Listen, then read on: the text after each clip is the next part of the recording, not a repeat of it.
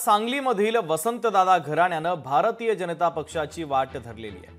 माजी मुख्यमंत्री वसंतदादा पाटलांच्या नात असून यांनी भारतीय जनता पक्षामध्ये प्रवेश केला। जयश्री पाटील यांनी भाजपमध्ये प्रवेश केलेला आहे।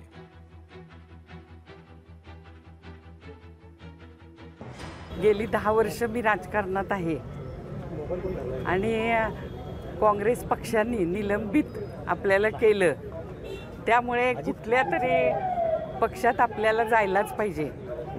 आणि मला भारतीय जनता पक्ष हे आदरणीय देवेंद्र फडणवीस यांना भेटल्यानंतर मला असं जाणवलं की आपल्या लोकांचं काम करणारा, आपल्या बरोबर राहणारा असा नेते ते आहेत।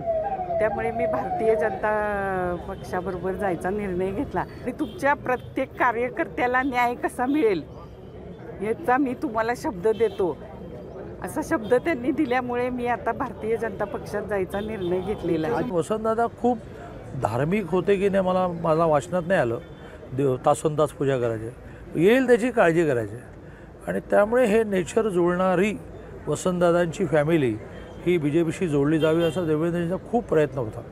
पण प्रत्येक गोष्टीची एक वेळ यावी लागते, ती वेळ आली। कारण जयश्री बहिणींना गेल्या महिन्या 2 महिन्यामध्ये आमच्याकडे या, आमच्याकडे या, आमच्याकडे या सगळेच प्रयत्न करत होते आणि आज त्यांचा प्रवेश बुधवारी होईल, याला म्हणते फॉर्मली, पण आज त्यांचा प्रवेश झाला आणि त्यांची सगळी टीम, त्यांचं एक वैशिष्ट्य आहे की त्यांचा एकही माणूस कधी गेला नाही। आता एकही माणूस बाहेर राहणार नाही, तो त्यांच्यावर BJP देईल। लोकशाही मराठी ऐका, पहा, जागरूक रहा।